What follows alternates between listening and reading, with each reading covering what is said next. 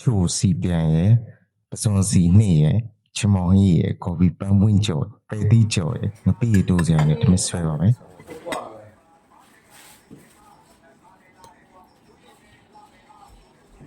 အစီစားတာစီ စားတော့ ကျွန်တော်ဝေးရှောင်းနေတော့မကြီးကအစီစားလာတဲ့ဒီနေ့တော့မကြီးချက်ထားတဲ့ပတားဟင်းဆိုတော့ကျွန်တော်အစီရောသားစားခဲ့ပါတယ်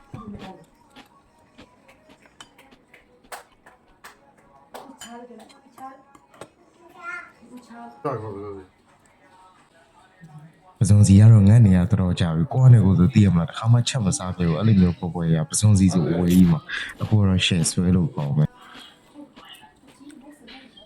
ဝသားချက်ထားတယ်တကယ်အသားတွေကနူးပြီးတော့ကိုင်းလိုက်တာနဲ့ဤကနေသွားတယ်ပါတကယ်ရှယ်ပဲအဲ့ဒါကြောင့်မလို့အကူကဝေးတက်လာတာအမအိမ်မှာလည်းနေရိုင်းထမင်းတော့စားမယ်ဆိုတော့ကျွန်တော်ဝေးကပြန်ပြီးတော့200ကျော်လာတော့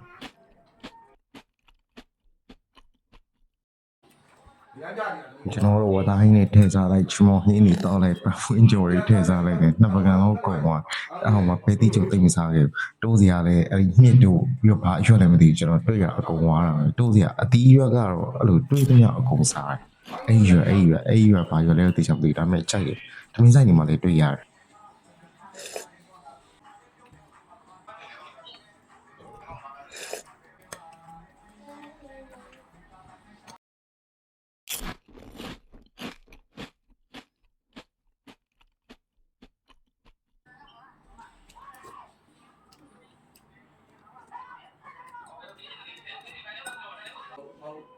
ဟုတ်ကဲ့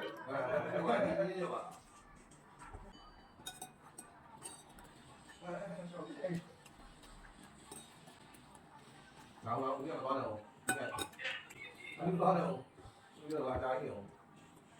အေးရိုးအဲ့ဒီကြတော့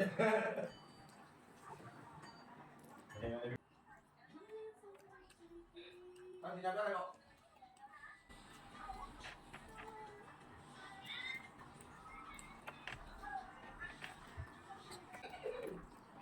့ round 2မွေးချတာတော့နောက်နေ့မှဆက်ချတော့မယ်ဒါကပစုံစီ round ပစုံစီအနှစ်ဟိုအရန်ဆွဲကြလို့အဲ့ဒါလေးနဲ့ချမောင်ဟင်းလေးနဲ့နောက် round ထပ်ဆွဲလိုက်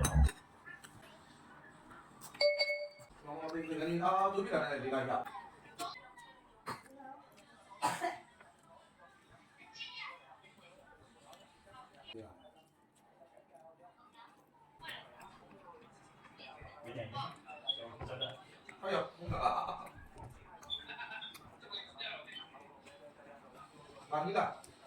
有贵了啦。啊，你看你。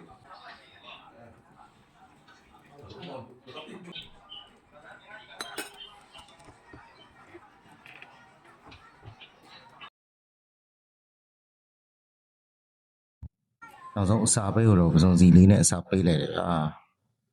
ဒီကတော့ကျွန်းတူပေါ့ဒီချောအဲ့မှာ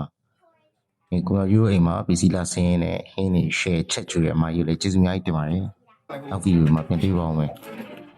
နောက်မှာကိုယူဝါရီဆွဲနေတဒါအဲ့မှာကိုတူလေးက fry ကလေးပါပေးနေပြီနော်